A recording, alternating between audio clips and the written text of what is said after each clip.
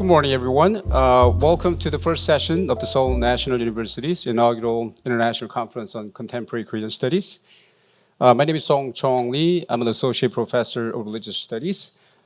Before starting our session, I'd like to remind you of the larger objective of the conference. Our goal is to rejuvenate and redirect the discourse on Korean studies with the renewed focus on contemporary issues and concerns.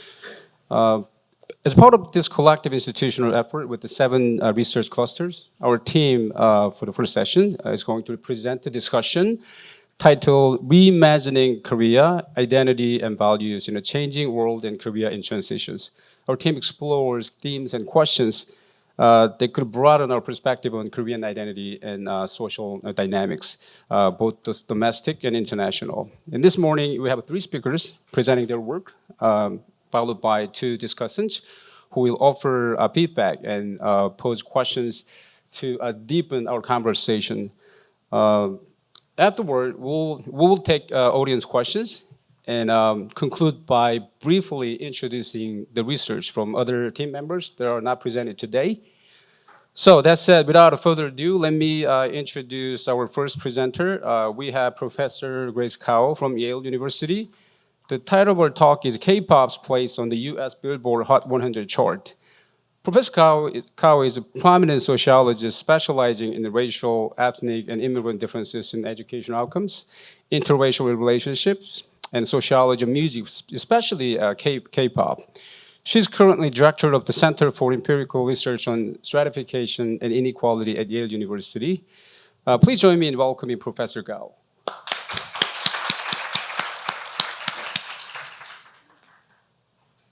Good morning, everyone. I hope to keep you awake, and hopefully this will be a lot of fun. So I'm very pleased to join you this morning, and I'm going to talk about the Billboard Hot 100 charts and what K-pop's history on this chart tells us about the future of Koreanness in K-pop, and also give you some updates on the development of how companies are responding to wanting to be on this chart. And just a little bit more background, and I didn't get to put this on the slides. I'm actually also writing for the Korea Herald. So I have a column with other people, of course, and I'm writing about K-pop, mostly about the Hallyu and a little bit of sociology. And if you're interested, I also wrote about this topic in my column this week, which came out on Tuesday. So if you Google my name and Herald and Billboard, you'll get to see that article as well. So it sort of accompanies this. I asked Mina to hand out some stickers for a K-pop group that I am happy to support. So, okay, let's start. So if you want a sticker,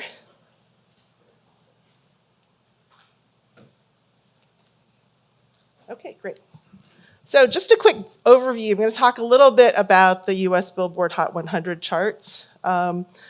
Talk a little bit about how it's changed over time, and give you a brief history of K-pop's presence on this chart and explain why the companies care so much about it.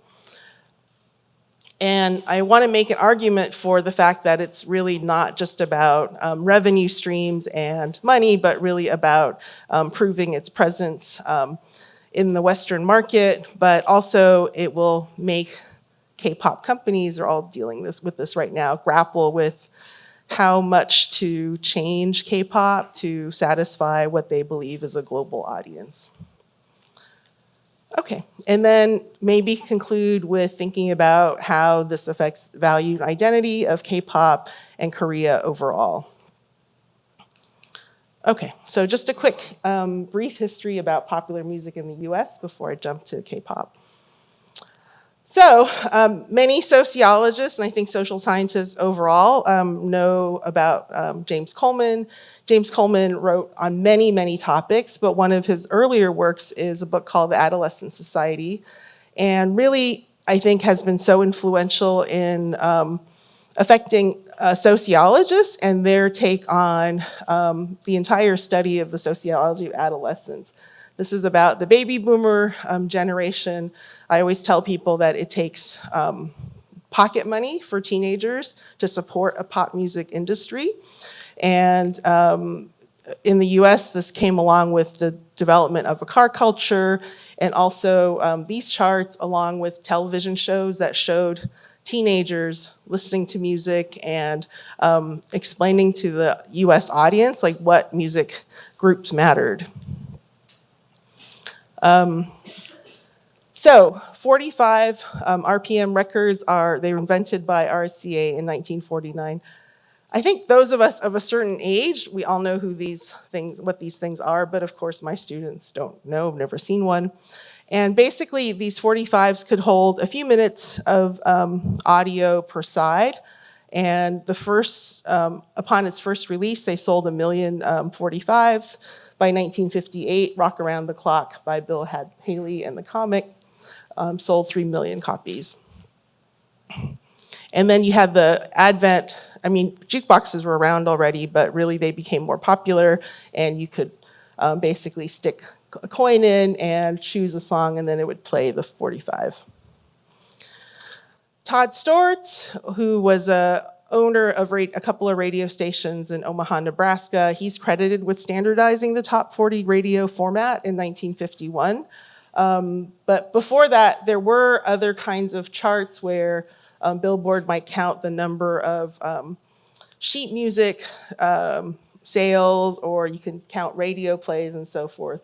But it's really in the 50s where things begin to get a little bit standardized. Dick Clark, anyone familiar with Dick Clark?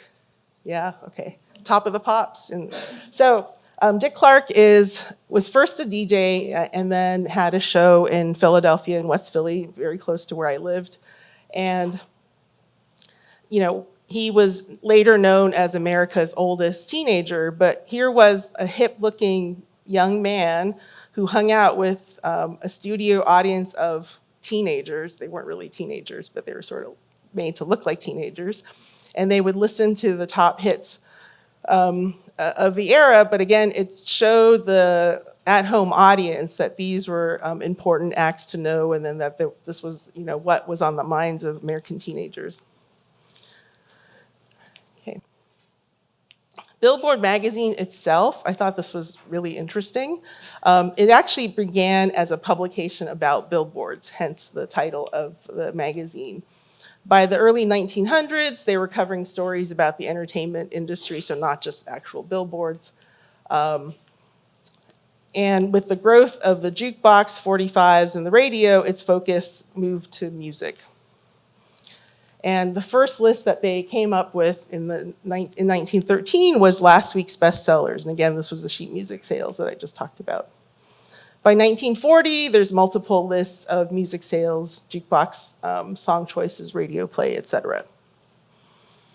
Okay, the Billboard Hot 100 charts begins in August 4th, 1958, or at least that's the date of the first chart. It combines a count of radio plays, sales, and jukebox plays. And the first song was Poor Little Fool by Ricky Nelson. And my show and tell is I have a copy of the 45 right here. I don't think this is original print, but here it is. And I won't play you the song. And what's interesting is in K-pop, I think a lot, or in pop music overall, people lament the fact that songs are getting shorter and shorter. But in the 50s, songs were about 2.5 minutes long, and the song was so. New Jeans' new songs are about the same length as well. Okay, I'll play this for you.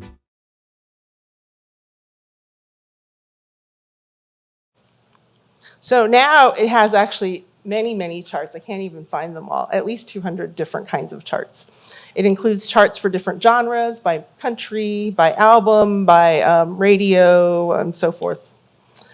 And of course, it's counting different types of sales with the advent of digital, with social, YouTube, Spotify, and so forth. It's hard to count, and the permutations and the formulas used is something that K-pop fans and other fans, especially K-pop fans, tried to break the code and also manipulate these charts to the extent they can.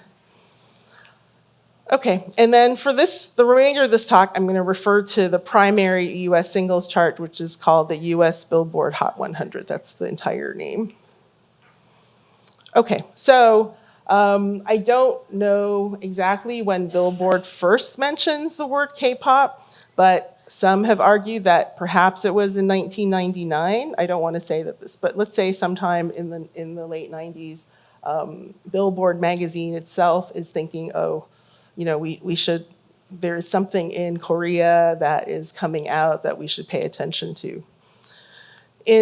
By August 25th, 2011, there's a K-pop Hot 100, and Billboard has sort of gone back and forth about whether to have this particular chart.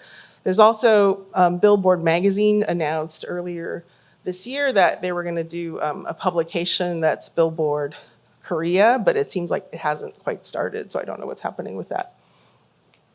Okay, so let me give you a quick timeline, and some of you, this will be very familiar. Are there K-pop fans here? Favorite groups? Just shout out what? Blackpink? Anyone else? Blackpink. Okay, come on, boy groups. BTS? Okay, cool. Stray Kids? Okay. Welcome Stays? All right. So the first K-pop chart to actually chart was Nobody by the Wonder Girls. There's a group called the Kim Sisters, which I don't have time to talk about. You will see on the internet that people claim they had the first single. They did not. I've checked this thoroughly. So the first ones really are the Wonder Girls, and I'm going to play you a little clip. Wonder Girls is a JYP outfit.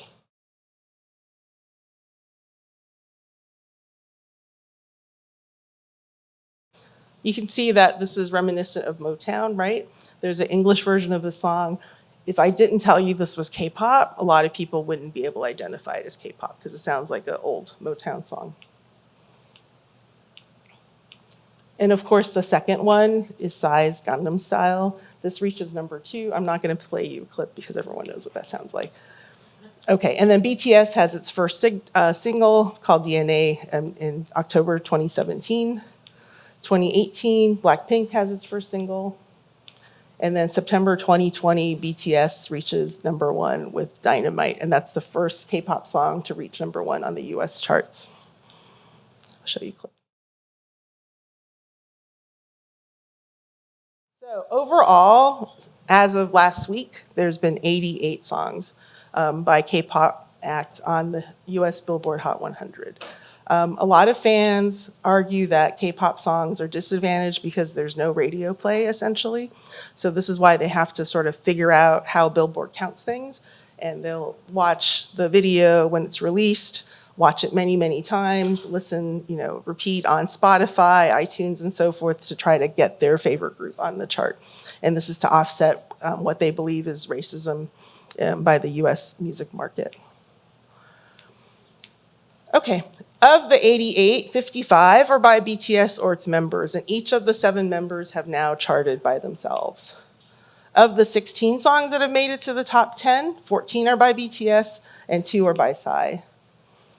And I just wanted to show you the acts that have made it. So we go from the Wonder Girls, Psy, CL, BTS, members, of course, Blackpink, members, 3 members, New Jeans, everyone knows who New Jeans are, Taeyang of Big Bang.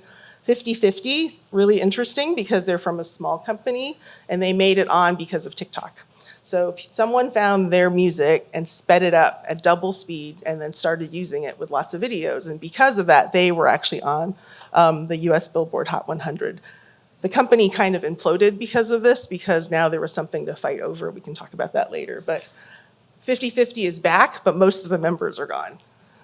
So it's one old member, 3 new members, and the other 3 members have started their own group. Another story. Okay. Stray Kids, of course, LE SSERAFIM, ILIT. ILIT is a HYBE group. They're the first ones to have their debut single chart. Okay.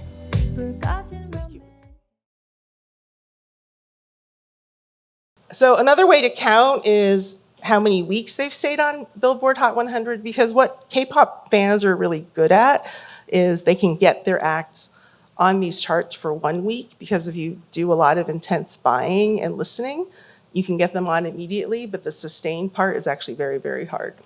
So BTS, again, dominates, followed by Blackpink and so forth.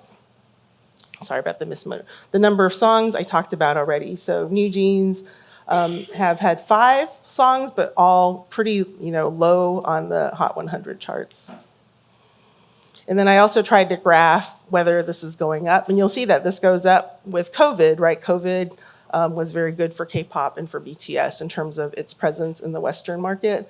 But we'll see what happens when when all the members return from the military. And as many of us know, there's a big scandal right now with Suga. So who knows? Who knows what's going to happen? The other thing that K-pop groups are really good at is selling physical albums. And I think this surprises a lot of people. So in the US, people are not really buying CDs anymore. They're just listening on Spotify and so forth. K-pop fans, however, still buy CDs. They buy many, many copies because you can try to get a photo card. And there could be photo cards that are randomly distributed. There can be different versions of albums that they can buy and so forth. So K-pop still dominates in terms of sales of physical albums. And in the interim that BTS has been in the military, other groups have overtaken them in terms of record sales. So the top selling, I believe Map of the Soul 7 is now the 5th best-selling album of all time, not the first. 17, Stray Kids and so forth have overtaken BTS. And of course, we know that in Korea, everybody wants to take credit for K-pop and for BTS and how important Korea is on the global map. I think all of us who follow Korean news have seen these kinds of quotes, but basically, people want to say that I've always been a fan of Top 40 Radio or the Billboard charts, and it's so great that to see one of our own sort of hit these charts. But I want us to go back to the videos I just showed you, and hopefully you were paying attention a little bit. So have people heard the song Dynamite before I played it? Okay, great. Everyone's heard it, right? Earworm. Now, I don't know if you noticed what I noticed, but I'm Chinese American. I grew up in San Francisco. I'm familiar with what California is supposed to look like. And Dynamite to me is a very confusing video. Sort of gives me a headache. All right, I'll explain why. First of all, the song is not written by any member of BTS, which is very unusual for their songs. It's written by 2 Brits. So 2 Brits that are millennials. The lyrics are completely nonsensical. I know this is being recorded, so I should be careful, but they don't make any sense. It's not about anything, as far as I can tell. Certainly not about Korea. It's shot on a set that's supposed to be LA. There's Randy's Donuts. The color, the sort of lighting is reminiscent of what late 70s are supposed to look like.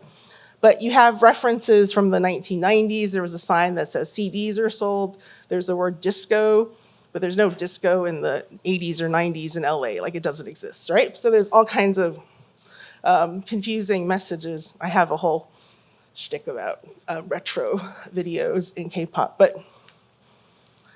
So it's a really weird amalgam of what other people think of what America is like, but it's not made by any Americans.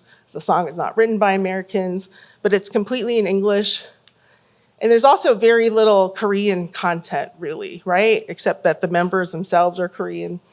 And this is true of much of K-pop right now. I think some people still imagine that K-pop is made by Koreans in Korea, and it's just not true. So songs now often have up to 10 different songwriters. It is global. Many current songwriters are in Sweden. They're actually very big in J-pop and K-pop. SM has developed a group called The Hub, where they're all foreign songwriters, and they've brought them to Korea to write. The producers, top liners, songwriters I know in Korea who are Korean, they're working with non-Koreans all the time. So it's actually, you'd have to dig to find a song that's actually written, produced, and made in Korea in K-pop. It's quite hard. So, I mean, that's another discussion, but related to this. So this, to me, is not particularly, it's part of the Hallyu, but what do we learn from Korea from the video? Not sure. Same with 50/50. Can't tell what that is either. Wonder Girls, it's Motown, sort of, right? So the other thing that the companies have done, and Hive in particular, is they'll release songs on midnight on Thursdays. So Billboard starts counting Friday. So the idea is that the timing is all set up for the US charts, not the Korean charts. There's pressure now to have more English or English-only songs. Hive has debuted a new girl group called Cat's Eye, which were trained in LA, part of an audition show. Geffen Records is a partner, and they've worked with BTS's lead choreographer. One member is Korean American. There's a lot of these groups coming. There's something called Dear Alice, which is a British group, 5 non-Korean, non-East Asian guys, but they have funding from SM. So this is one way to localize things, and we can talk about to what extent does this help or hurt the Hallyu, or what is the Hallyu? So is K-pop still Korean? Like I said, it's written by people all over the world. It's produced by folks in different places. K-pop groups now, more often than not, have one non-Korean member. Sometimes it's a Korean Australian, Korean Canadian, but now there's more and more other Asians, and of course, other folks are coming. And then what is K-pop? So Lisa of Blackpink, who is Thai, her new song is filmed in Bangkok. It's very clearly Thailand. The cast, the music video director, the writers are not, no one is Korean.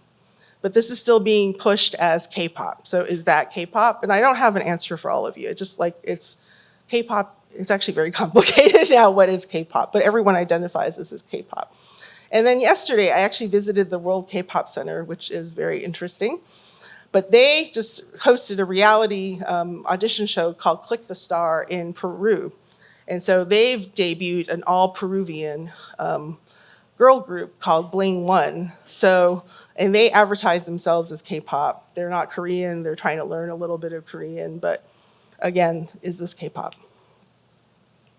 And I just want to put, this idea forward to all of you, is the association between K-pop and Korea and the Hallyu dissipating as K-pop becomes more popular? It seems like some of these companies are just branding it as a way of making music, and we can sell it or show anyone in any country how it's produced. But again, what is it that makes it Korean or keeps it Korean? So the latest I wanted to share with you is a song by the Stray Kids that just came out. And this features cameos by Hugh Jackman as Wolverine and Ryan Reynolds as Deadpool. And the background sets are in New York City. And the song is primarily in Korean and English with reggaeton and other Latin influences.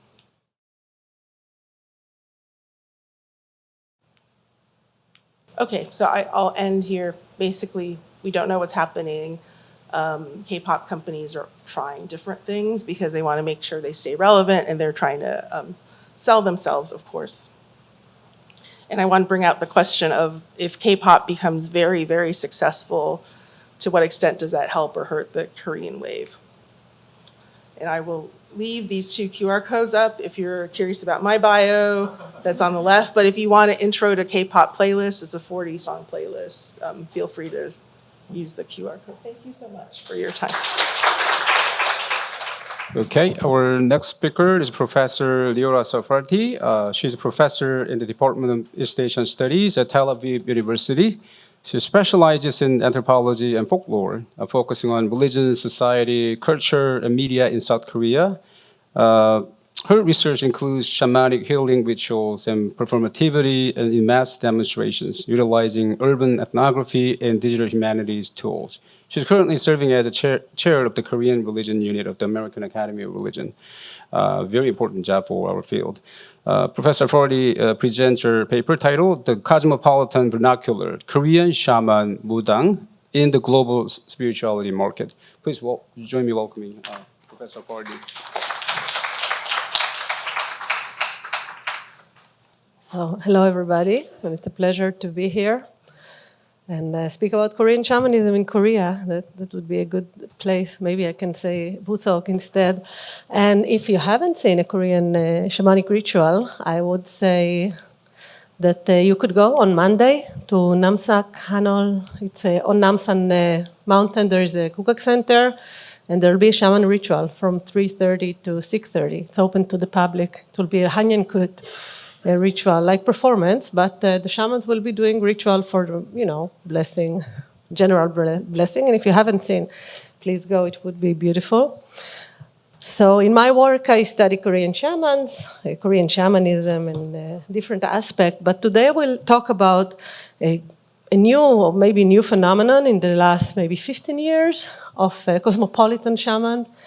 And that was not my original research, but it became so big that that's what I'm doing recently. The main point of my talk will discuss cosmopolitanism as a concept. Is cosmopolitanism related only to religions that have traveled the world, like Christianity or Buddhism? I'll talk about that a little bit. I'll talk about the vernacular. What is a vernacular religion?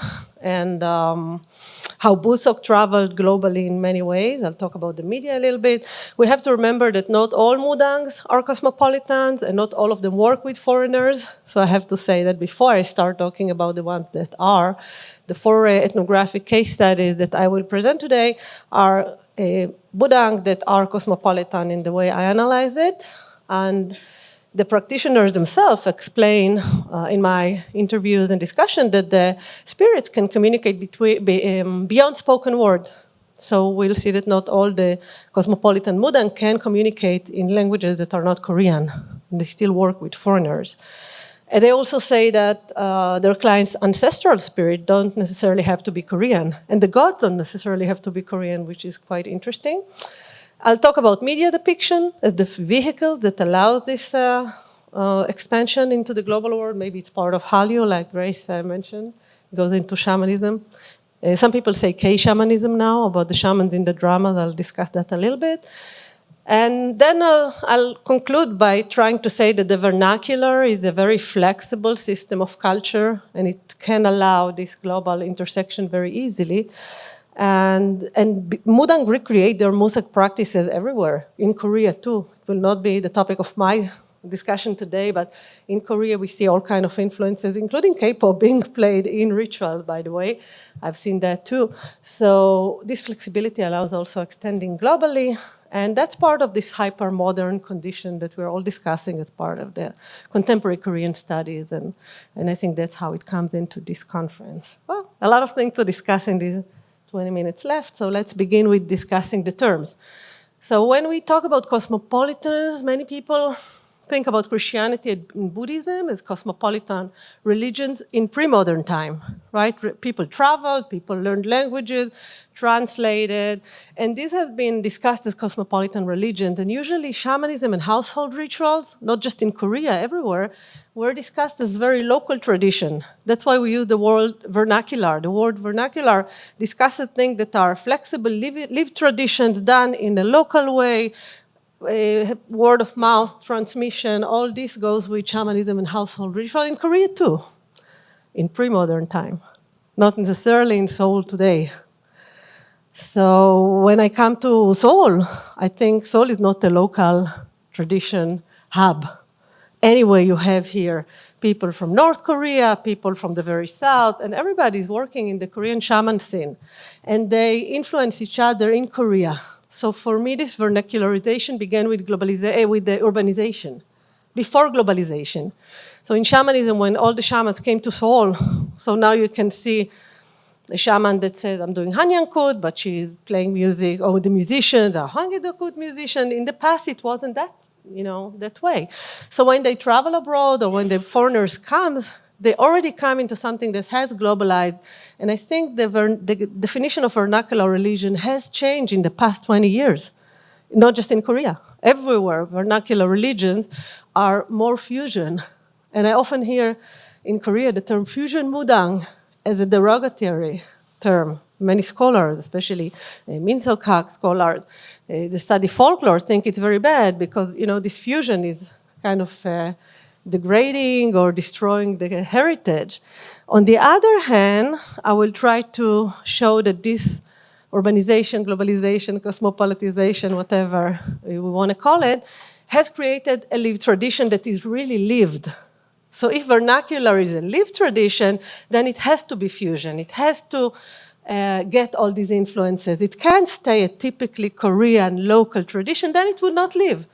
And then it will not be vernacular, right? So that's a paradox, because vernacular has to be a lived tradition. And lived tradition have to be alive. Alive meaning changing, incorporating, adapting new trends, including foreigners, which are, when I came first to Korea, 2005, I was walking the street, people came and touched my hair and my eyes, and it was like a big thing, even in Seoul. It wasn't that common to see many, many foreigners, especially children, for example. My children were like a big attraction. Now I walk in Seoul, there's foreigners everywhere, right? So why wouldn't there be foreigners in the shamanic scene, in the spiritual, what I call the global spiritual market? And Busoke, in fact, I think has a lot to contribute because it's really a lived tradition. In many places, we talk about neo-shamanism, neo-paganism. For example, in Europe, in UK, it's very big now. But there are traditions that went down because of Christianity. Now they're coming up again as the new age. In Korea, it's very unique. It's not a new age. So it's very vernacular, but it's very cosmopolitan. It's really a unique situation, which we don't see as much, especially not in Europe, United States. You see it more in South America. You can see it more in China, Singapore, Taiwan, places where the tradition really lived in the local community, and then it's being globalized. So we see it in Asia a lot, and that's a big contribution to religious development, I think, in our kind of this discussion of global or comparative, contemporary global religion research. So how do we use the term cosmopolitanism, where some of the the shamans, especially the first one I'll introduce, don't even speak other languages. And on the other hand, many Koreans travel abroad, but are these people who travel a lot for business and other reasons cosmopolitan? So I take a theory by Ulf Hanners, he's a sociologist of the complex societies of late 20th and 21st century, and he discusses cosmopolitanism as a perspective, and not in geographical terms. So it's very interesting. If you're interested, you can look up his reference. He's saying many people travel the world a lot in terms of geography, but they're not cosmopolitans. So, well, I'll say something about some of my friends in Seoul who are from Western countries, but, for example, stay very close to their, let's say, culinary tradition, right? If I'm Western, but I don't like Korean food, not me, I love Korean food. Or if I'm Korean living in Israel, and it's very difficult for me, I'm from Israel, because there are no Korean stores, and I cannot get my food. Ulf Hanners said that people who travel and stick very strongly with their traditions are travelers and not cosmopolitans. He talks a lot about business people who travel but take their stuff with them, even the food. And it's very common by my country people also to take food with them when they travel, right? So for Ulf Hanners, they won't be cosmopolitan. They can travel a lot.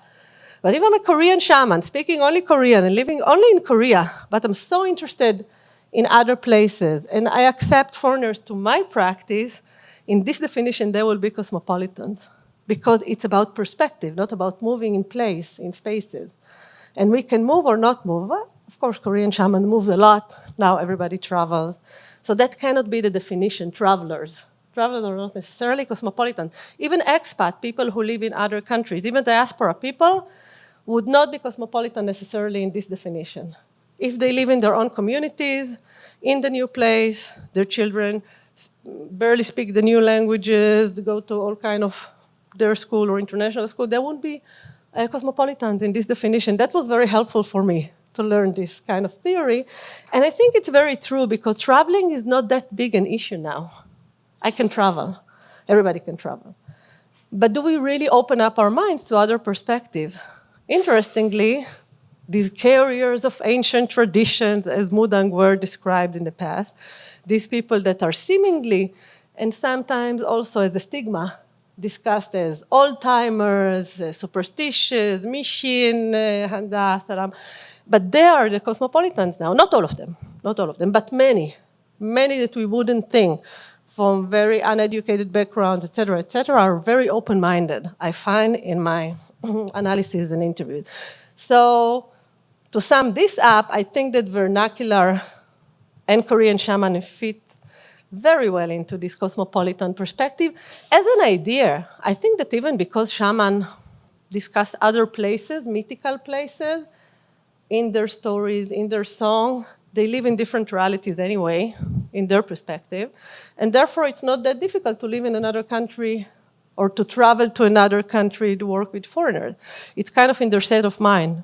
Even when they lived in villages, I think, but I cannot, of course, interview a shaman from 200 years ago. But it seems to me, when I try to think about these women in the villages, that they had a little bit broader perspective of what the world can be, because they had all these mythical travels to foreign mystical places. So what media did to this kind of setup is introduce the world into shamanism and introduce Busok also to Korean audiences in a different manner. So I won't go deeply into all of this. This is just a list of samples of Iodo by Kim Ki-young, masterpiece film. If you've seen it, if you don't, please watch. 1977, the shaman, the Mudang, is a very bad person. She does very strange things, to say the least. Sexuality is emphasized in her character in a bad way for 1977. I don't want to give you teasers because it's kind of a thriller or a horror, whatever, psychological film. But she is the main character, and actually she's the problem. And she creates problems for modernization and commercialization of the place where she lives. And she lives in a very, very remote, kind of half-existing island. That's Iodo. So that's the perspective of the shaman as something that represents backwardness, terrible things. You know, you don't want to meet that person. Now, the shamans I meet are very nice usually, and they're not scary. I'll jump to the 2024 Exhuma. I don't know if I want to meet that shaman too. I don't know if, have you seen that? Pamyo, it's a new film that came out now. Protagonist is a shaman. She's very pretty and nice, which the woman in Iodo is older. But it's very scary too. I just discussed that in the past week that I've been here with several Mudang and asked them what they think about her. And they tell me, well, who thinks that films are reality anyway? So for their perspective, they don't really like the way they are depicted. But sometimes they say even bad publicity is good publicity. They say that, you know, well, so many people know, and people don't really believe that Mudang do this kind of thing. I won't give you teasers about that. Pamyo, just watch that. But, you know, there's even 500-year-old Japanese generals there, spirits. So just mention that. Very mythical. So if we go in between 2009, Chonnam Posal, very beautiful young girl. She has a very nice shaman saloon or divination hall in Cheongdam. So she's fancy, she's in Gangnam, she's rich, and she's very cute. We kind of fall in love with her. She's a very nice character. Man on Edge is something else. He's a gangster, but again, very pleasing, not very scary, etc. The Wailing is also a horror film. So I think it goes by genres. I won't have time to discuss that. Anyway, we see the increasing main protagonist, Mudang, who are really effective. Something that strikes me in these movies, that the Mudang are very effective. They can achieve something in the real world, which is kind of surprising because I skipped the list of the films from the 80s and 90s where the Mudangs were they were joking about the Mudangs. They were always fake. They never managed to do anything. They never solved anything. They were just faking in the 80s and 90s. And they were usually not main characters. But here they're main characters. And they're effective, even if they're scary. Actually, the one in Iodo is also effective. Like what she's doing happens, or what she divines happens. So that's kind of interesting duality there. Now we go to K-drama. That's a different world. K-drama usage of footage of Kut ritual is going up amazingly. So when I teach a class in Israel, and I suddenly show a brief video that I took in a ritual, in an actual ritual, it's not surprising for them. They all watched it in the Glory and everywhere. So even, I mean, these are dramas where the main character is the mudang.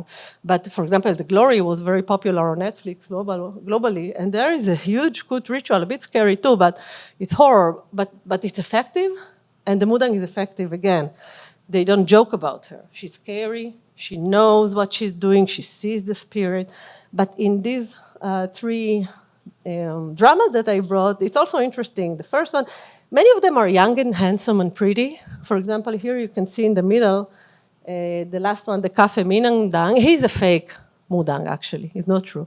But he's handsome, and people believe he's not fake. And he has a bunch of admirers that shout and want him to touch him. He's a celebrity. He's like BTS, right?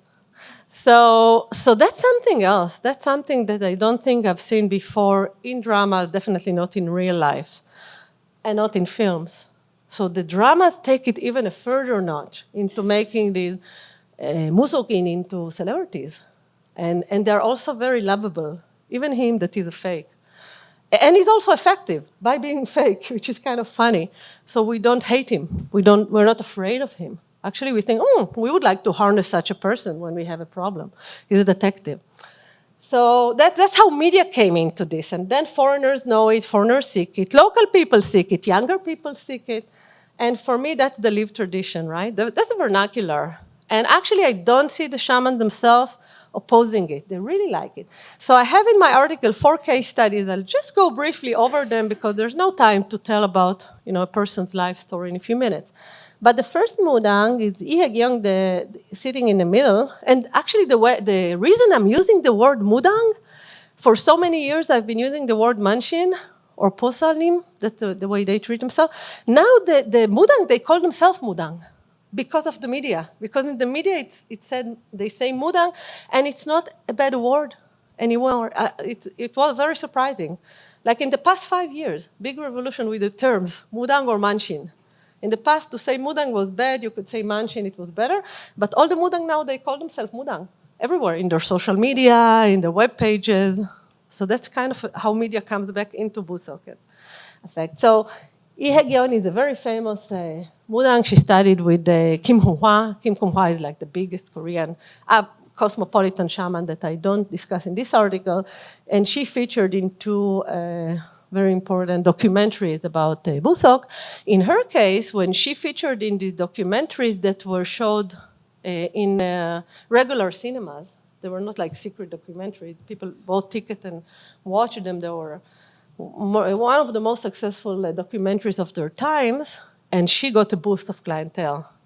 So that was her high point of career. But she works also on Facebook, on Twitter. Whenever something started, she was there. She was on Twitter, then Koreans didn't use Twitter as much, and she left it, and she's always connecting with people. She doesn't speak foreign languages. She travels extensively to perform rituals on stages abroad, museums, universities, etc. She also travels to heal people abroad. So she has several Shintal, like the spirit daughters that she trained that live in Europe and America, and they connect her to their local clients. So in this way, she's very cosmopolitan, and she doesn't speak foreign languages. And she said, when Korean people pray to Jesus, Yesunim, they don't speak in a language that he would understand, right? But they don't think, that's how she explained it to me when I asked her how she communicates with these German ancestors and these American ancestors. And she said, like people in Korea pray to Jesus and they think he can understand them. That's the way I can understand the other spirits. That was really interesting for me, how she's, discussing her cosmopolitanism very easily. She doesn't feel bad about it. Then when I started looking, before I did this research, I was working only with really local Korean shaman, like Ihegyong. With her, I've been working for 20 years. But then I started looking for the people who work with foreigners. So Pangun Mi is very famous. She was a model, an actress, something. So she's considered celebrity. And that's why they always invite her to talk shows and all kind of places where they want to display shaman.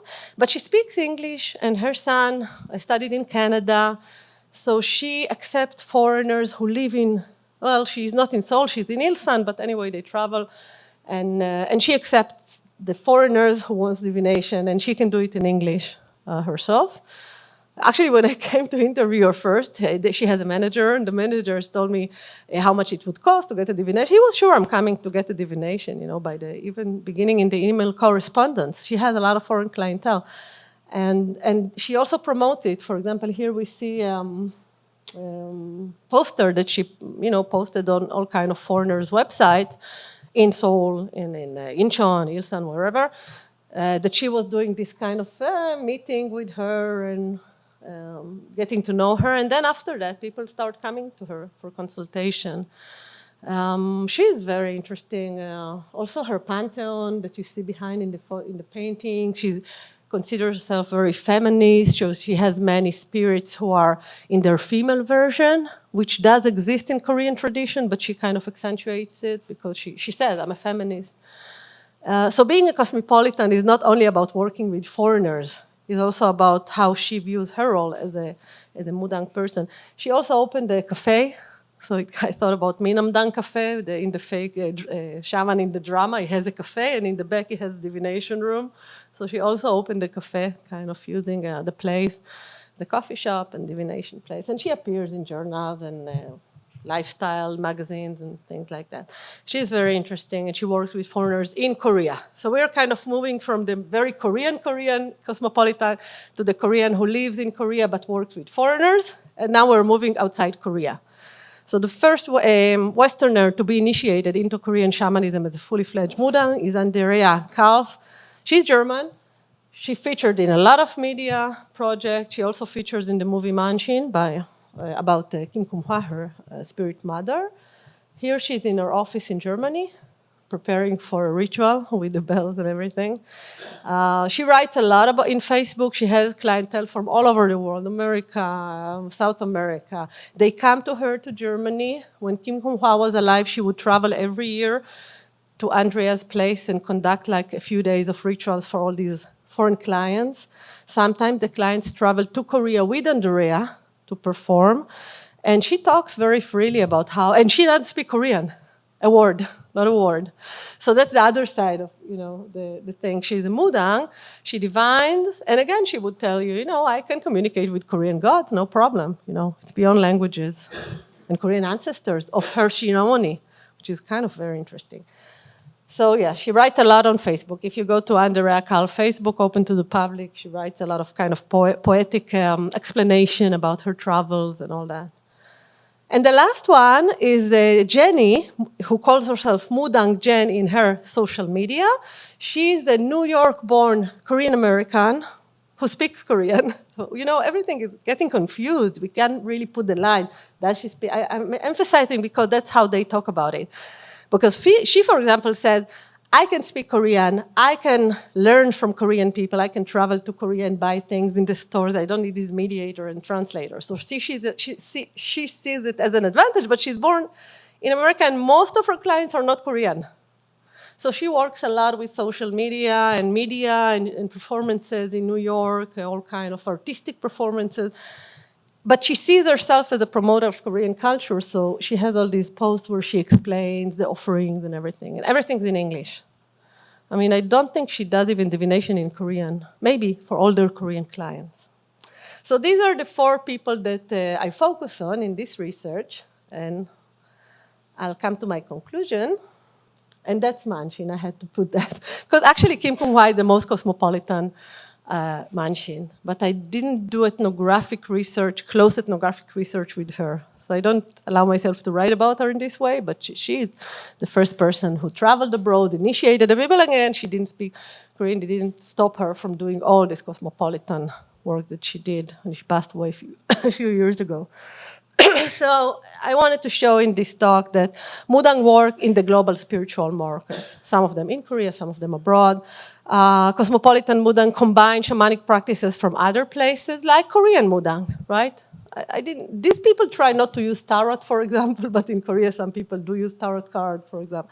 So they try, the European ones and the American Mudang that I talk to always feel very connected to Korean shamanic tradition. When you go to their home Popdang, it looks like a Korean shrine for the gods.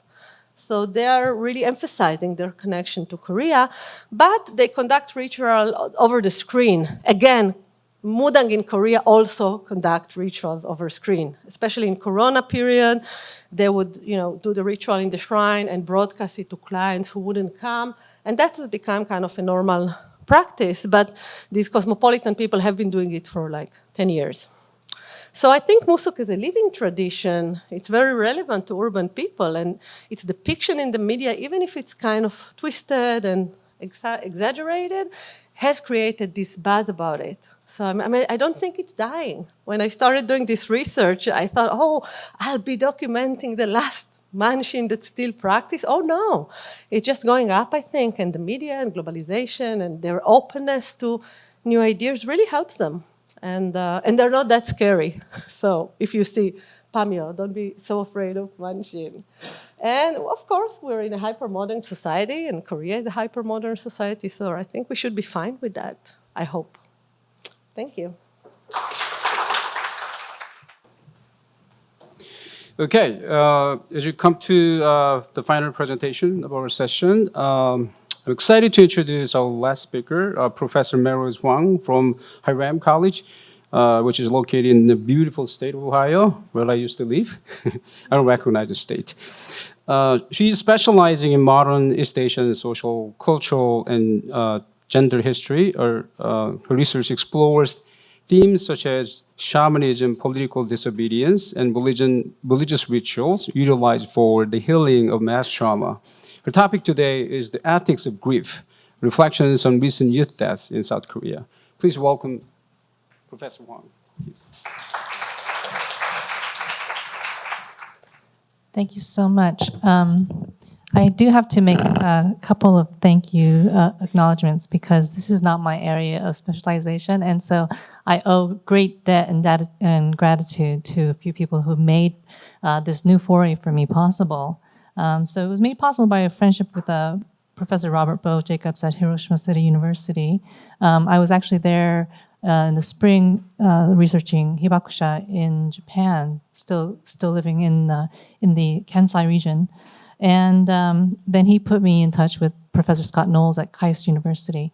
And that's how I came on to working with the 416 Institute for Democratic Citizenship in their 10th year annual 10th year commemoration that just happened in April.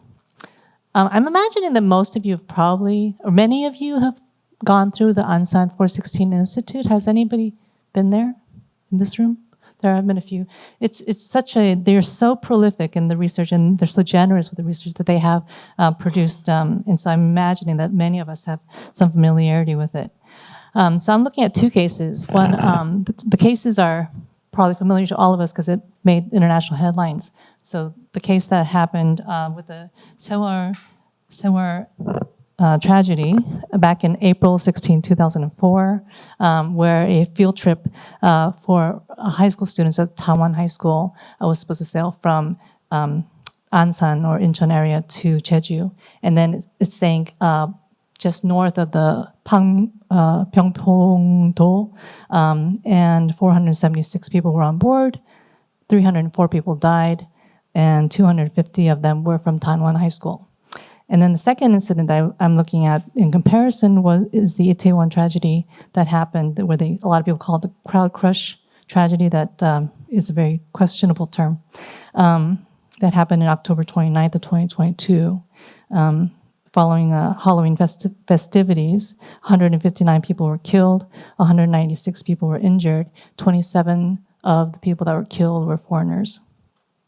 To see if I can, as a historian, contemporary historian, can make some sense of these two events. The Sewar tragedy is the largest civilian accident tragedy that's happened in the country since the Sangpung department store tragedy that happened in 1995. And then since that happened 10 years ago, the Itaewon tragedy was the second most biggest mass death that had happened during peacetime. So to understand this from a historian's perspective, I'm looking at a few things. So I'm using the idea of necropolitics that was really established by Achille Mbembe who explores the concept of necropolitics to describe contemporary state-sponsored deaths and social engineering campaigns to endanger and possibly extinguish certain populations of people. Actually, more relevant to what I'm thinking about with these cases is Marina Gerzinik's argument, where she picks up on Mbembe's argument by demonstrating global capitalist policies that essentially produce state surplus value from death. And so thinking about these ideas, I wonder if we can think about how the dead and the spared are remembered or forgotten, revealing, at least for me, a kind of neoliberal and the way I think of it is more a neo-colonial death world. And thinking about Scott Knowles' concept here. This was in his Ansan 10th year commemoration presentation, where he thinks about slow disaster. So he comes out with a team of graduate students in a slow disaster lab, and he notices how historical processes make disasters possible. And by thinking about those things, I'm presenting three possible causes. So these are historically longitudinal causes. And the first one is a Cold War palimpsest. So,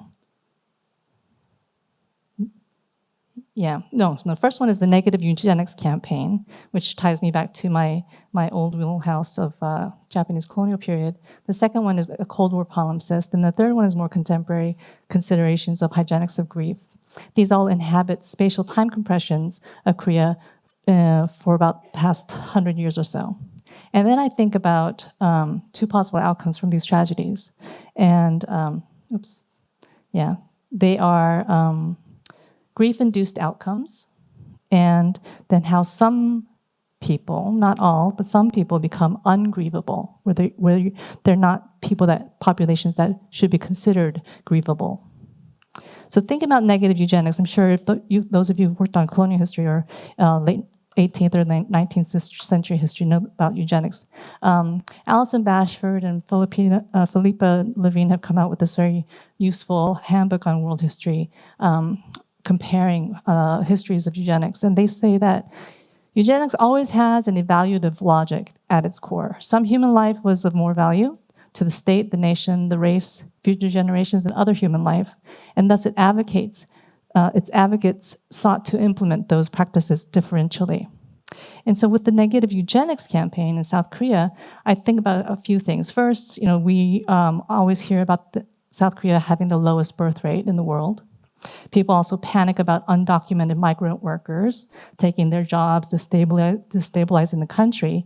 These phenomena happening concurrently, they remind me of historical conditions that sprouted social engineering techniques employed from what I've studied under the Japanese Empire, where military casualties and outmigration pushed eugenicists to consider new ways of boosting healthy, bountiful labor populations, and at the same time reducing undesirable ones. Today, popular television programs, as we know, follow the quotidian lives of mixed-race couples in the state's celebration of new Korean families, while the media underplays mounting exploitation of foreign laborers.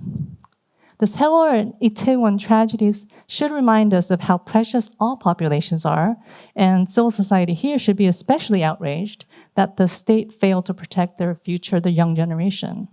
But when the public portrays Itaewon youth, specifically them, as poorly raised, or hence less grievable, it becomes apparent that their valuation is based on contrived distinctions, reminiscent of the social ethical expressions that have enabled negative eugenics campaigns to eradicate undesirable populations in the past. The scars of our social injustices have a long-term effect that some people, many people, and many scholars around the world are calling epigenetic trauma that can reverberate across generations. These tragedies occurred under the watch of two similar presidents. I think of them as similar, and I think there have been recently kind of disturbing similarities that have been made between these two presidents, President Park Geun-hye and Yoon Suk-yeol, our current president. This current phase, I think of as a longue durée of the Cold War that would extend from 1948 essentially to the present. Both conservative governments were beefing up their anti-North Korean strategies, compromising domestic safety needs. So a year before Sewol, Park initiated a joint THAAD system with the United States. She was accused of lining the pockets of her inner circle by allowing a substandard ferry ship and its mismanaging team to remain in service, arguably causing the Ansan high school mass death. Survivors of the Namyong ferry disaster in 1970 reported that Sewol reminded them of the same situation where Park's father, Park Jung-hee, oversaw an unregulated, overloaded ferry at the time. And it's actually quite haunting, I guess. That's a kind of understatement, but how similar the policies were between the two of them and their outcomes. Similar issues of overloaded ferry, unregulated policies on a ship that should have been retired, delayed emergency response team. The Japanese coastal services picked up on both of those incidences much prior to the Korean, the Naval Corps coming in. And so these mass deaths have reminded a lot of those people from the 1970s and their bereaved families of that incident that had continued to be unresolved. On the evening of the Itaewon tragedy, Yoon had redirected and concentrated police and security forces, and many of you probably know the story because it was all over the news, away from Itaewon to his office for his own security reasons, and then delayed emergency task forces to arrive on scene by up to 4 hours. That led to a much larger mass death that could have been avoided. So here is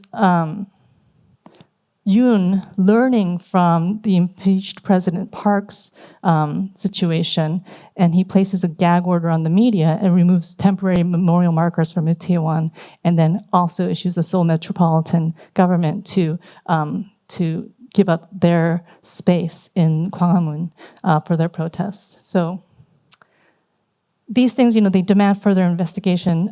People are demanding fair compensation. Right-wing groups disrupted these rallies, and they're yelling obscenities, describing the bereaved families and other survivors as freeloaders. Some of them actually were in Ansan. I heard a lot of people being called 빨갱이, like communists, and these types of lambasting comments. So hygienics of grief. So this is the kind of crux of the paper that I'm working on. As a Korean shamanism historian, I've examined indigenous ritual healing process for people who survived Japanese colonialism and Cold War genocides. And I once assumed that the curative potential of gutang, as Professor Sephardi had so eloquently elucidated, these are necessary types of piacular rites, and that they help survivors of neoliberal mass deaths in that the living and the death from the time of death could convene between their ghosts and detail and lament how they died. Survivors could express their torment and their longing, and the relationship with the dead could continue as survivors promised their reunion at the next future coup. But after asking survivors, multiple survivors of the Sewol and the Itaewon tragedies about what kinds of healing processes they go through, ritual healing processes, I was repeatedly told that they were unaware of such rituals being available for them. Not to say that that's true, but that seems to be very present in a lot of these survivors' minds. Immediately after the Sewol disaster happened, as you can see in this slide here on the right side, there were Catholic services held. This one is actually at the 10th year commemoration in Gwanghwamun Plaza. On the left side is the shamanic ritual that happened in the weeks just following the Itaewon disaster. And also Buddhist monks gathered on the 49th day after Itaewon to pray for the dead to ascend into heaven. So there were a number of different types of rituals that had happened, but in the minds specifically of the Sewol, because it's already been 10 years gone now, they seem to not really be thinking about this or perhaps avoiding it. They seem especially adamant about not participating in shamanic rituals, which I thought was quite interesting. This could be their wish to disassociate themselves from any form of corruption, because I'm thinking 2 years before the Sewol disaster, as you guys remember, President Park Geun-hye was found to have had a lifelong confidant in a shamanistic prophet who embezzled millions of public dollars and helped her to make political decisions. That rumor then was investigated. When they found out information about this, that was kind of like the final nail in the coffin that helped to get that president ousted from office. Local politics and indigenous culture around ghosts and Ansan might help us better understand why bereaving families might avoid shamanistic rituals for their dead. Bereaving parents fought a nasty battle with the Taiwan high school administrators and with other parents in their request to dedicate the victim classrooms as permanent memorial rooms in the school. So if you read through the oral testimonies by the parents, you hear some of this, the language that was spoken between the parents at the school.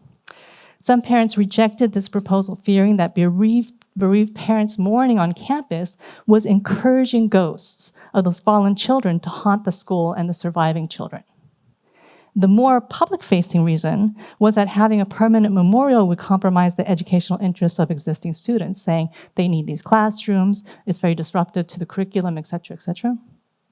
Bereaved parents responded that their dead children were still members of Taiwan High School, even though they were dead, and that they had the rights for their remains to be maintained at the school. They argued that if their classrooms disappeared, their children would have nowhere else to go. These are dead children, right?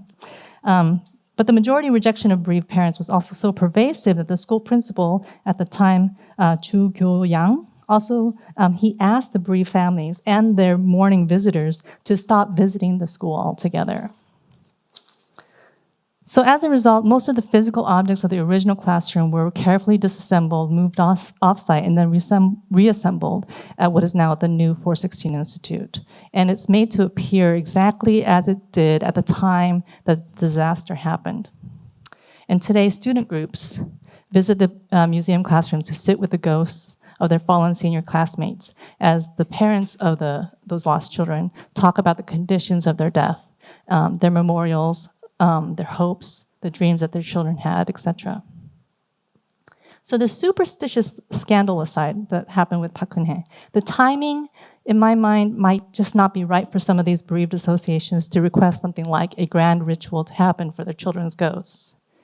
If we look at the processes involved in other previous mass deaths, we can see that they had several decades of post-traumatic underground mobilizations, and they acquired so much scholarly and grassroots political support from the zeal of the late 1980s Minjung movement that they managed to appeal to the United Nations and launch their own Truth and Reconciliation Commission. So it was like this kind of tightly wound issue that was suddenly released in the post-democratic era of the late 1980s. And so those things really helped to kind of jumpstart that appeal to the UN and then launch their own Truth and Reconciliation Commissions. Sewol and Itaewon, by contrast, had just a few hundred casualties. I'm not saying they're not important, but by scale, we're thinking about the difference. Whether or not Sewol and Itaewon will ever reach those earlier levels of exposure or have mass cemeteries, which is something that is still a very hot debate right now, and the rituals that come with that kind of massive grave relocation, all of those things still remain to be seen. So the Sewol-induced associations seem to be displacing or moving away from typically spiritually centered bereaving processes, placing their focus on politically actionable matters. And this, Professor, I thank you for the conversation that we had to think through this, like safety, remembrance, and resolution. So rather than mudding their mission with things like shamans and exorcisms, these bereaved associations, they encourage their members to engage in activities that are more akin to Western treatments, such as talk therapy, drug prescriptions, art therapy, rest and relaxation activities, as this particular hall is meant for, and other types of volunteer work. But still, parents and their surviving children continue to suffer from such extreme trauma that they're losing things like their vision, and these are the things that they've told me. They're losing their vision, their teeth, their hair, their knees, their hands, their arms, and their backs are falling apart, requiring more acute medical attention just as the relief packages have run out. So they ran out as of the 10th year, this past spring. Most are struggling to sleep, to eat, to work, or to support relationships. Many, especially husbands, it seems, I've been told, have become alcoholics. They ideate suicide. And at the time that I was there in late April, a couple of them had just committed suicide. So the Sewa disaster community and subsequently Itaewon are engaging in old and new forms of political acts that inadvertently render spiritual reunions. So this recent 10th year anniversary showcased a robust program with an evening music concert, nationally broadcast memorial service, a walking tour of Tangwon High School, and multiple 416 Institute events throughout the day. Just as the Gwangju and Jeju families have done for one another, they continue to offer advice to the Sewol Association, and in turn, the Sewol families offer their support and advice to Itaewon's newest grieving families. The Sewol Association is gradually drifting towards more public forms of grieving, where they engage in highly orchestrated sanitary ritual community action and performance.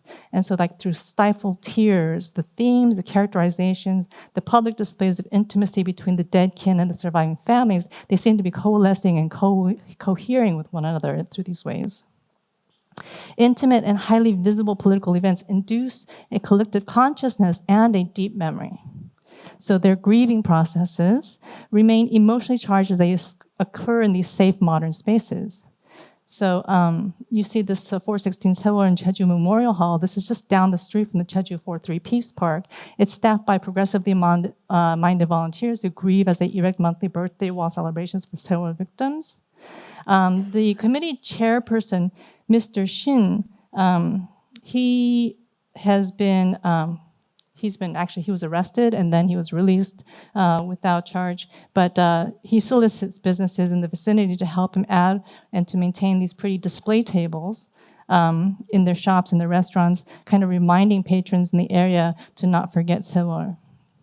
Content creators of all ages, they bear witness and dive into their survivor's guilt as they post newsletters and blogs. They run book tours on their memoirs and novels. So these these authors here were doing their book tours at the time that I was there. Novice singers joined the 416 community choir, voicing their grief through harmonies. Archivists handle heavy bags of ocean mud as if they contain their dead children's corpses. So here on the left side, you see Director Lee's archive of ocean mud. It's almost like they're like kind of massaging the body bags of their children without having those corpses in their hands. Volunteers exchange small and heavy conversation as they spend hours crafting hundreds of yellow ribbon keychains. A Taiwan tour guide points at a fish jumping out of a pond, saying that her late son has just surfaced to greet us. These are all kind of, for me, they're examples of this kind of processing their mourning, right? A performance artist creates a video montage with voiceovers of bereaved mothers meditating on their lost children. So there are all of these things, but moving forward though, I want to think about how some become ungrievable when you think about Itaewon by contrast. Which lives are not worth grieving? That's the question. In the public eye, victims are gauged on an extrajudicial spectrum that ranges from innocent to guilty, or martyr, if you want to think about it in a religious sense, martyr to apostate, largely due to the neighborhood of ill repute in which Itaewon's mass death happened. The youth associated with this tragedy have been pushed to the guilty end of that ethical spectrum. Many were in grade school when they watched the Sewol ferry drown on their phones, right? They came of age under isolation of the COVID pandemic. Then as soon as the social distance regulation was lifted, rather than following the Korean Disease Control Prevention Agency advice to maintain caution and stay put, they took this first opportunity to congregate in person, not for school, not for work, but for an annual Halloween celebration around the alleyways of Itaewon. So I'm watching this from the international news. It's really interesting because we're thinking, here Korea was like the world's leader in fighting COVID, and then this happens. And so it really was a shock to us as we were watching this happen and the kind of image it was putting on in our minds about what was going on in Korea. Institutionalized culprits for this mass death continue to hide corporate and state roles in allowing this tragedy to happen. For instance, police and EMS forces that were present in past years were mysteriously redirected, as I mentioned earlier. Routine public foot traffic signs and other safety barricades were not installed. Poorly engineered alleyways, so you see the alleyway on the left side here, where that particular crowd crash happened. It should have been reconstructed years before to better accommodate overcrowding that happened and was left in disrepair. Private businesses, so if you look at that same image where those three signs are of the Itaewon Memorial, that building has actually been pushed outside regulations, public safety regulations. So these private businesses expanded their utility rooms into narrow alleyways. And also on top of that, subway egress was not redirecting traffic as it had done in previous years. So all of these things are not highly visible to the media, causing this different kind of opinion about Itaewon. Their survivors request the incident be called a tragedy and not a disaster. They ask for their stories to not be conflated or exploited for political gain, bringing attention to their differentiation from Sewol. This past spring, President Yoon vetoed the Democratic Party's request to create a special counsel and a fresh round of investigations. That was halted.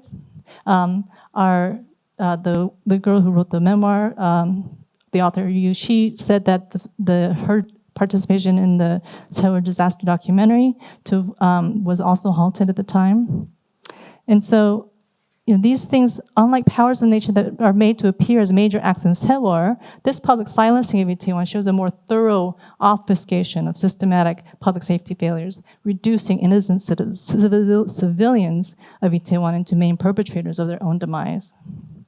So, just by way of conclusion, I'm just going to cut off my paper here and just show you some of the images that I saw as kind of artistic renditions of youth mourning. And so on the left side, you see those on my front slide, this image of the butterflies that the children are creating in the Sewol memory classroom. And I thought this one on the bottom was really quite striking. You got that? I asked the student about what this meant, and he said he was pointing to the X sign, and I realized, oh my gosh, he realizes the stay put order in Sewol, and he kind of encapsulated that in image next to a people-occupied Taeguki.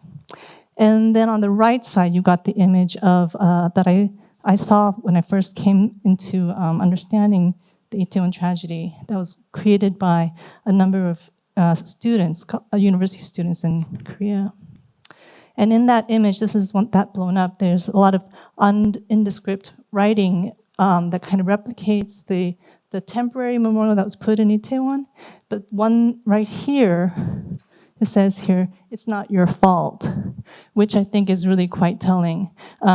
So these deathscapes, they demonstrate this undemocratic historical present in the state's neglect of to secure safe public infrastructure and societal pressures that prohibit community care for politically marginalized, minoritized populations in South Korea. Thank you so much for your insightful and inspiring presentations. So can we give them one more round of applause? Thank you.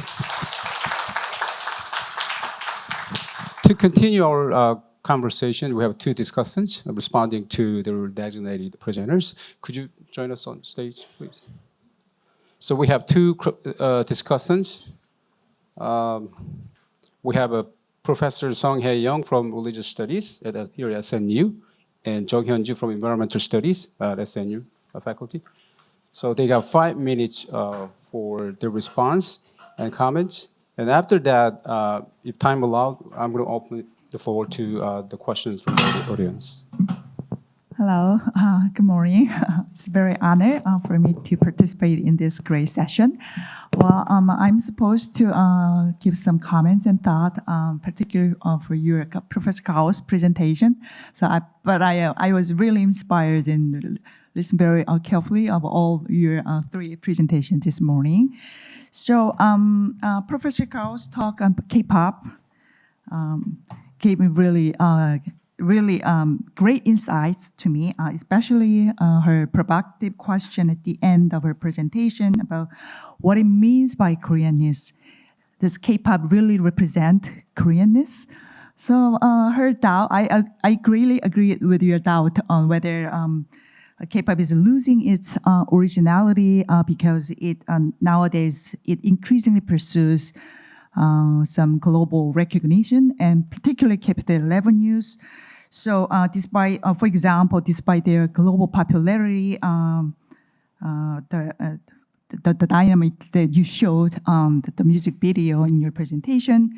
Since Dynamite, for example, a lot of BTS old fans complained about, it doesn't sound like really BTS, it's just a Western song, kind of ordinary Western songs. And so they are losing their originality. So because, all songs, as far as I know, had been produced by some of the members till Dynamite. But after that, after gaining their global popularity, their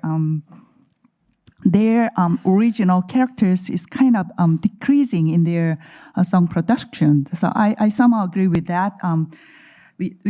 But for me, there's still some gap, not really great, but some gaps between what domestic and Asian audiences like and what the most Western audiences like still.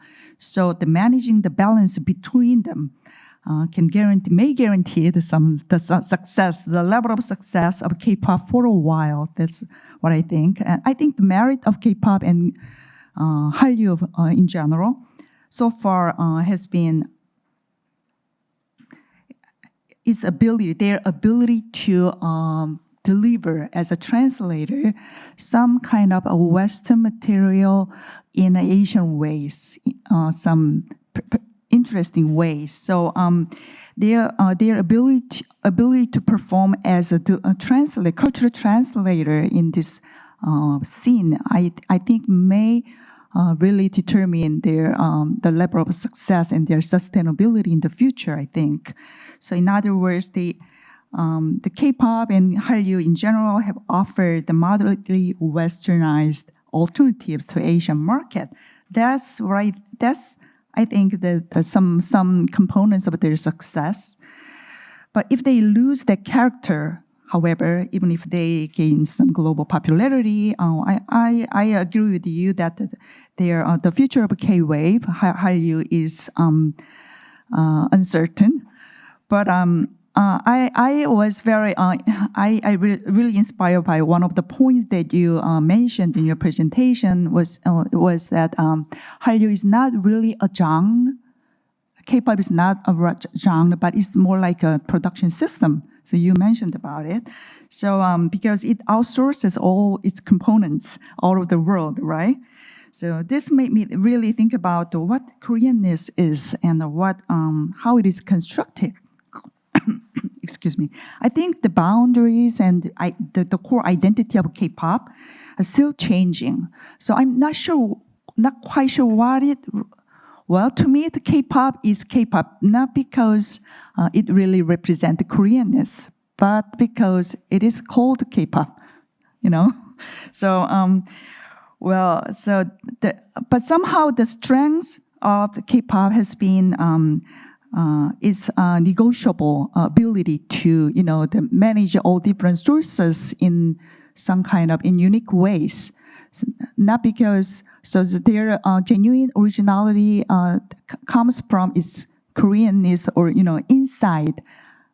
inside Korea, but rather its ability to stretch out the boundaries of different components of music, I think. So it represents somehow Western material and also some contemporary Korean culture and some Asian modernity all at the same time. So it is mosaic and it is kind of mixture of all of these different things. So well, we'll see where it goes. So I obviously, the one thing for sure is that I'm not quite sure what really makes K-pop really Korean, but it's somehow cosmopolitan, somehow Korean, somehow Asian, but the mixture, the ability to mix all these different components is the strength of K-pop so far. So we'll see where it goes. So thank you for your presentation.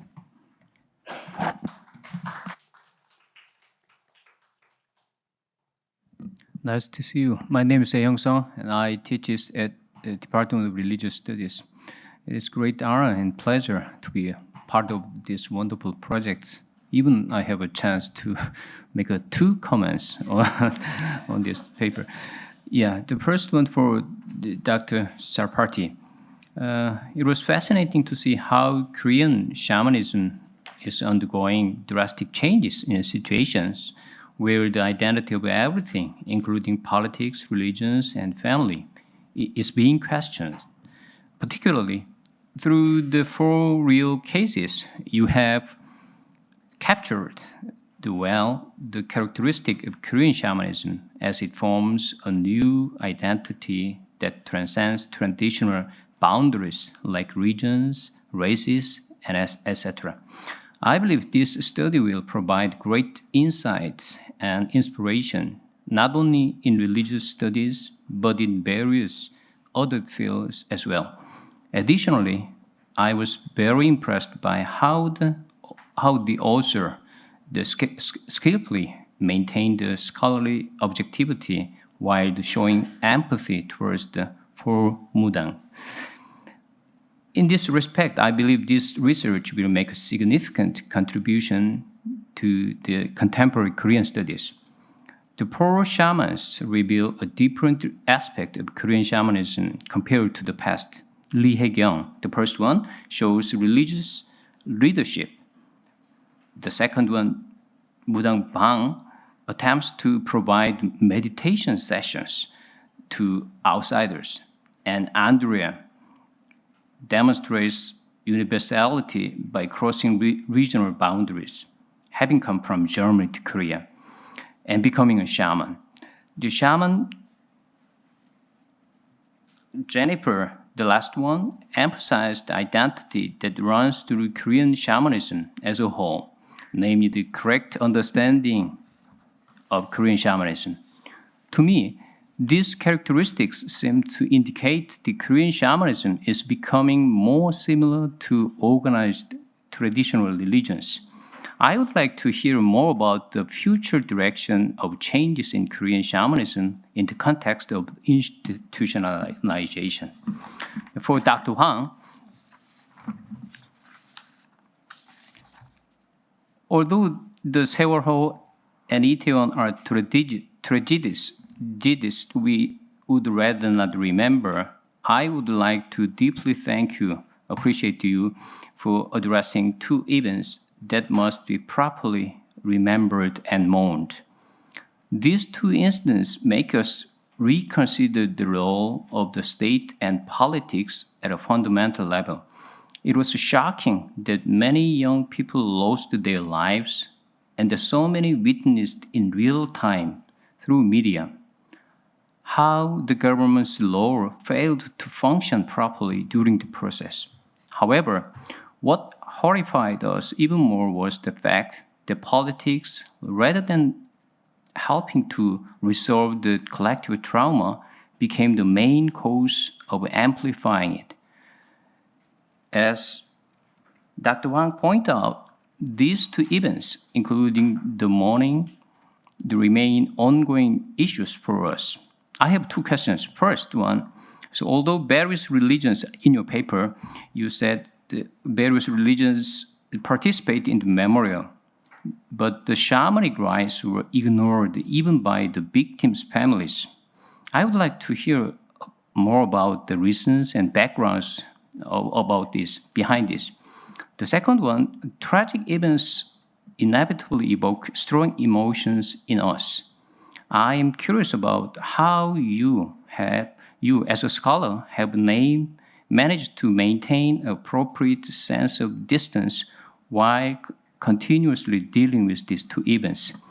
I think that you are actively participating not only in research, but also kind of a healing process of the event.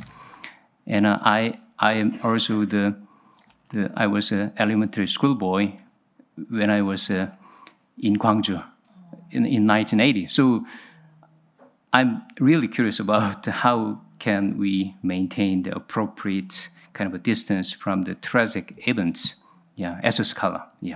Thank you for your wonderful. So each of you have 5 minutes for your response. Hello? Hello? Okay, great. Well, thank you so much for your thoughtful comments. I think, I think we'll have a lot of fun. So each of you have 5 minutes for your response. So we'll go from the group stop here. Hello? Okay, great. Well, thank you so much for your thoughtful comments. I think we'll have a lot of fun. So each of you have 5 minutes for your response. So we'll go from the group stop here. Hello? Okay, great. Well, thank you so much for your thoughtful comments. Yeah, I guess maybe I'll just put some other thoughts out there, and I'd love to hear other people's responses as well. So, people do ask about what makes K-pop. Is it Korean? Is it the process? And so I don't want to be too negative or too hard on, it's losing its Koreanness or anything, because I think it hasn't been made just by Koreans, just for Koreans for a really long time. But I do worry that companies are really trying hard to chase what they think Westerners want, that they're actually not giving Westerners what Westerners liked about K-pop to begin with. So, and they're struggling with this too. And this is why I like to talk to different kinds of companies, and even companies like Webtoon, they're struggling with this too. Because current fans of K-pop in the West actually like the fact that there are Koreans and there's Korean content and they speak Korean and things are shot in Korea. They like that a lot. And so if you replace everything, I have had people tell me, then what's the point, right? I can just go watch some other group. I don't really need to go to K-pop to get that kind of content. And I do see like Hive's new group, Cat's Eye, they're not doing so well. And there's, again, other groups are coming, so we'll see what happens. I worry again that I'm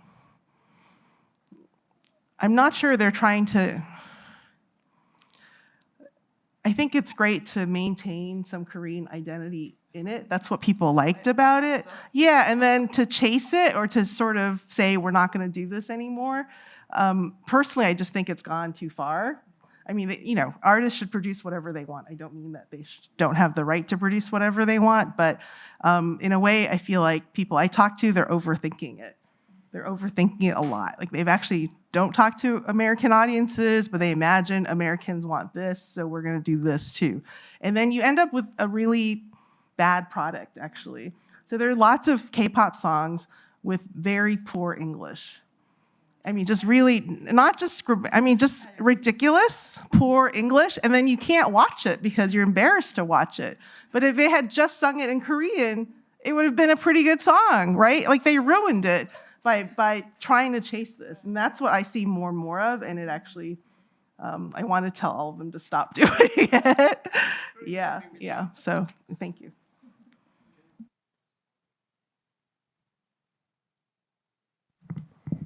Thank you for your kind and generous support of my work. I like my work. You asked about the institutionalization of shamanism. I don't know if it's about the cosmopolitanization, but people have discussed the government system of the 인간문화재 as part of this institutionalization, but it seems that the vernacular is living beside this government system that is trying to homogenize style and institutionalize them. So the shamans themselves, they do what they want, and that still remains vernacular. But in my other work, not in this paper, I've been doing ethnography in shaman goods stores. It's a place where the manmulsa, where the shamans go to buy the statues and the painting and the bells. And I think the stores are homogenizing, in a way, the tradition more than the government. So it comes from the grassroots, because there are several very prominent stores and store owners that became like very knowledgeable. So if I sit there, I can hear the mudang calling them and asking them various things. And the shop owners, they know how this general has to look and what outfit she needs for this particular ritual. So they become very knowledgeable, and it's not institutionalized officially. But because so many people come to the same stores, I think in the future we'll see more and more of the same artifacts. Doesn't mean they'll say the same words in the ritual, but at least in the material aspect, I think the commercialization, the mass production, like catalogs of mushindo of the paintings. So if you have a catalog that kind of limits the variety of painting that can be done. But then the kunmudang, the one that have a lot of influence and power, they try to have their own painters, for example, paint their individual, unique pieces because the other mudang buy the stuff in the store. So, it's very difficult to institutionalize because there's no, compared to Buddhism and Christianity, you don't have degrees or steps in the way that are formal and diplomas and things like that. Even the organizations, they don't offer standards. So the standards are in the government assignment, but the daily life, they do what they want. But maybe, who knows, about future, it's hard to tell. I'll ask the Mudang about the future. They know. They can divine the future. Thank you so much, Professor Song, for those two really important questions. I think you get at the heart of some of the things I've been thinking about with this paper and with this project. So why are they ignored? I don't know if the intentionality of not knowing about this is not something I can tell for sure. They're telling me they don't exist. And so why are they saying this? Specifically, what my feeling was, and this is just a gut feeling, when I talked to the Sewol families about it, they had a kind of a very adamant position that they don't exist. And that really strong emotion that they had in response to the question was something that was very telling to me. And so for me, my guess is that one, because of the politics around Park Geun-hye, Sewol, and the impeachment process, that dirty politics that surrounded that event, I think they're still working that out, trying to separate themselves from anything that's associated with political corruption.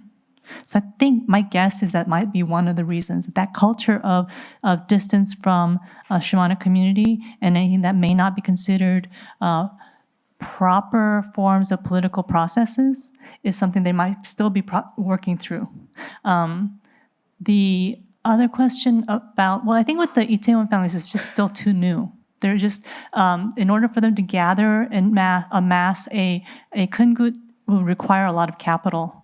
And they're just still a little bit too new. So although the Muhyang Munajé Manshindir were there for the beginning part of the process, to actually have the bereaved families collaborate to have an annual ritual would still require a lot more than they have, I think, at their disposal right now. And a good example of that is to see when I was at the International Women's Day march in Gwanghwamun this past spring.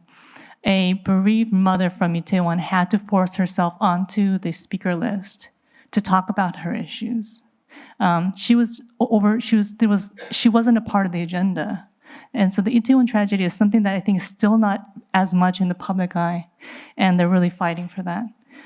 But the other point about the about emotional distance, it's a really interesting question because as a historian, I work mostly through archives, but then I'm working also on an anthropological topic.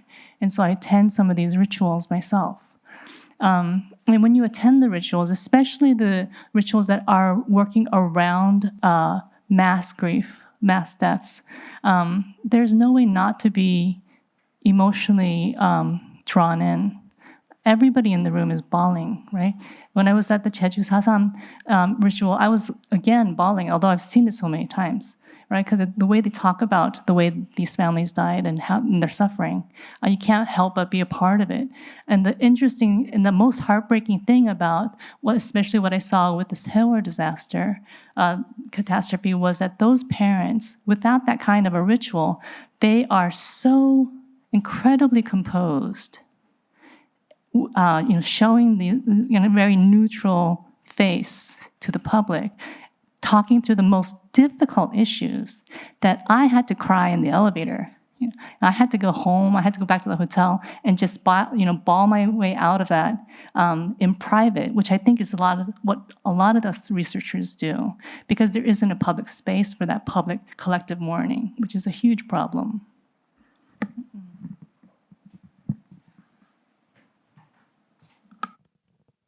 Thank you. Could you give our respondents a round of applause? Thank you. Now we just want to, I think we have some minutes for taking questions from the audience, right? 10 minutes? 14 minutes. So we got 14 minutes. So I think you spark a lot of interest, and I'm sure plenty of questions from audience. So we can take some questions from you guys, maybe a few.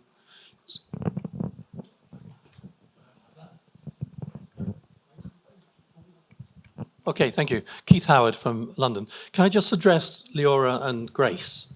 If we take Hannett's view of cosmopolitanism as a sort of perspective, then whose perspective is it? So is it us looking in from outside as scholars or the people who are actually involved? Now that concerns me because I've been doing a lot of work with African musicians in Europe. This is not sort of black music in North America. Where African musicians resist the term cosmopolitanism completely because they say we're African musicians. The famous quote of Youssou N'Dour of, if you go to Dakar in Senegal, you hear all the Western sounds, you hear everything there. That's part of our culture. So why should we be different? Why should we call it cosmopolitanism or something? And I've got into a lot of hot water over working with Zimbabwean musicians who really resist that term and said, you cannot use it about us. And so I don't, and I'm told by my colleagues, you must, because they're not really Zimbabwean. Problem. So that sort of term, how useful is it, really, when we're talking about shamanism? And if we think of it as the perspective again, when we come to K-pop, when was K-pop ever Korean? So if you go back to the sort of Pongchak Trot stuff and Yuhenga and the connections to Enka, and Koreans will know the sort of Wesek idea, the foreign color, or Soteji and his influence from people like Cypress Hill, Rage Against the Machine. When was it Korean? So the perspective from Korea may well be that Dynamite and everything else is Korean, or by some in Korea, let's say. The perspective of foreigners who are fans of K-pop is rather different about what is Korean. So again, how useful is that differentiation? Thanks. Okay, Professor Gordy. So, I'll try to do it short, but it's a complex question. I'll use the two perspectives that you offer. So if we take the theoretical academic perspective about cosmopolitanism, so I didn't have time to go really deep into the theory, but the cosmopolitan person is supposed to encapsulate within themselves both or different cultures, not just two, sometimes a few. And actually the term came up when I didn't have this term in mind, but when I talked one time with Lee Hae-gyung about her work with foreigners and how she talks to the spirit, so she told me, I meet so many spirits in my life, Anyway, I meet Genghis Khan, Japanese spirit, Chinese spirit, so I can meet Western spirits. She doesn't see the this kind of bridge between meeting this and that people. So she actually incorporates in her view different worlds. That's how the term came up to me. And about their perspective, so I think they don't see themselves less Koreans because they work in different worlds, because for them, and the term means you deal with different worlds. Anyway, they deal with different worlds, For them, the gods, the ancestors, everybody is different worlds they incorporate in their bodies physically. They're embodied. So getting these foreigners doesn't seem to bother. At least definitely the four people that I discussed this in deep. And in their case, when about their liking or not liking the term, luckily, the four of them are in communication with me. So actually they've seen the article before it was published, and it's published after their comments. And none of them commented about the term. They like the term cosmopolitan. I think, and maybe it means in Korea something else to be a cosmopolitan than it would mean in the UK for them. I mean, I think they liked it. I didn't even bother about the term so much because they commented about many other things that are not in the article, and I had to take stuff. But cosmopolitan, they kind of liked it, I think. For them, it means like a world person. Some of them call themselves global shamans when they talk to foreigners. Pangun Mi, she said, I'm a global shaman. Andrea says she's a global shaman. Jenny says, I'm a Korean American, proud in my both heritages. So I don't see that they have a problem with the term, but it's a good question. I'll ask them next time. Okay, next question. Professor Kiari. Oh, yeah, cool. And then Professor Kitao. I'll just be quick. Thank you for your comment. Of course, you're right about other influences. The change is the actual people working on this. So I have heard that Korean producers have trouble working in the discipline if they don't speak English. So the way the whole thing is organized is actually changing very, very quickly. So that means Korean producers have to learn English to write K-pop songs. Right? It's not, I mean, I simplified it by talking about people, but if you look at the list of songwriters, it's completely different from even 5 years ago. So it's part of it, and one of my students here is studying the workforce, but the workforce is changing that Koreans from Korea might have trouble working in this industry because they are chasing other things. The in-house writer, so Kenzie used to write for SM a lot of the songs, but you can see that it's changing. So I think that the kind of people, the number of people, the way things are organized has changed really, really dramatically. So, anyhow. Thank you very much. My question is for Professor Sarfati. Thank you very much for your very interesting presentation. I really appreciate your idea of cosmopolitanism as a perspective, and especially the idea that cosmopolitanism is a way to include otherness in your identity. The question of shamanism is important because it's a test for the inclusion of otherness. And my question is, if shamanism is a test for understanding cosmopolitanism, it's much easier to do this with some societies in which shamanism is a part of storytelling, of their own tradition. And if some K-dramas are today the Trojan horse to introduce shamanism, I'm just thinking on Hotel de Luna. It's a K-drama, it's full of shamans references, true or invented. This is not the matter. But this can be easy to understand in America, in North America, in Latin America, in which there are very strong indigenous movements to improve shamanism.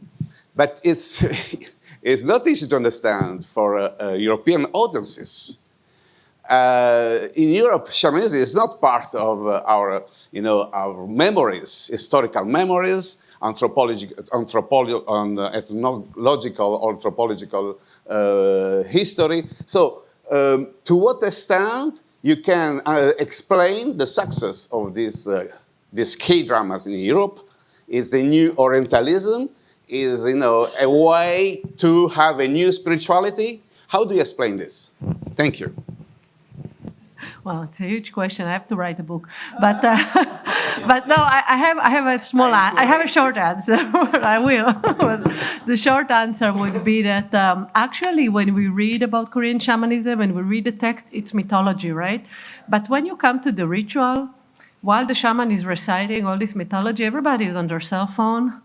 Even the Koreans, they don't focus on the mythology. They come to heal. They come to get the future divined. They come to get some ancestor pacified. In the K-drama, they also solve murder cases, but it's all very practical. So I think the practical aspect that is not new, it's not cosmopolitan. I mean, for Koreans too, us as scholars, we like to read the text and understand the story and the mythology, but the people that go to shaman, they don't pay 10 million won to hear a drama. They'll go to the theater to hear pansori. So they go because they need something. And when they need something, that's something the Western audience can understand, right? There is an unsolved murder case. Like, let's bring the spirit and she'll tell us who killed her. That's something everybody can relate to. It's like magic. People would like to have things solved by magic. And yes, it's kind of Orientalist, especially if you look at Pamyal. It's exaggerated. But people expect media to be exaggerated. Nobody would film me eating dinner, right? So people expect it to be overemphasized. I think that's why people, and it's beautiful, and the music, shamanism. Okay, so we take one more question. Any student here? Can you take some student questions? At least, also student. So two more questions, one for you and the other from student side. I am a very oldest student here, actually. Yeah. Please. So please try to be as concise as possible so we can have. Okay, fine. I mean, Professor Sarfati, I don't know how clearly I pronounce your name, but anyhow, I was very much impressed with your presentation, particularly the concept of cosmopolitanism. But then my question to you is this. To an extent it is let's say, limited to the shaman world in terms of transcending, let's say, geographical location. In other words, from a political scientist perspective, to me, we always approach cosmopolitanism in terms of location. But then thinking about the nature of the shamanism, I think I tend to think that it is more or less unique to shaman world to transcend the local physical limitations. Am I short enough? Yeah. Yeah, I totally agree. Quick you response, said it great. perfectly. Shamanism is about different worlds, so yeah. Okay. I think it fits nicely into the description. But yeah, people can, debate the geography. But we have the shaman that travel. So all the shamans that you've seen travel and do ritual in different places, not just in Korea. So. Okay, thank you. From our student side. Hi, I'm Buyang from the University of Chicago. I have a question for Grace and Professor Huang, Professor Gao. Professor Gao, nice to meet you. I'm Soyun's research colleague, and it's so nice to see you. But I have a question also, especially since a lot of your research sites intersect with mine as well, and WKCU is one of my research sites. So my question is about your provocative question that you asked at the end, which is whether the association between K-pop and Korea, is it dissipating? And I wanted to ask more of what is this association between K-pop and Koreanness, and how you see it being played amongst the people that you study? Because I sometimes see producers, choreographers, they see it as a racial one. Oh, people, Korean skin, Korean people, Korean bodies dancing. Other people say it's linguistic. It's the layering of Korean language on top. Other people say it's cultural, like the representation of cultural stuff. So what exactly, you see, how are these different things intersecting? And then for Professor Huang, I think sorry. we can continue conversation with the Professor Wang. So Okay. can you respond to his question, please? Okay, I'll just be quick. I don't have an answer. So I just want to bring the question out there that every permutation, I go through this with my students as well, because they have a definition of K-pop, but we cannot nail it. Is it, I think it's probably more about the trainee system and the way people are organized, but I'm not even so sure about that. So I just feel if you pay attention to this, it is changing. It changes by the month. So I want people that study K-pop to sort of become aware and be up to date on these things. But the companies are trying every permutation that you can imagine, and they're going to call it K-pop if it helps them. And if it doesn't help them, Mr. Ban Shi-hyuk wants to get away from that term. So he wants to use the word global pop. So he doesn't even like the word K-pop anymore. Okay, thank you so much. Let's wrap it up. So give our speakers one more round of applause. Thank you so much. Thank you.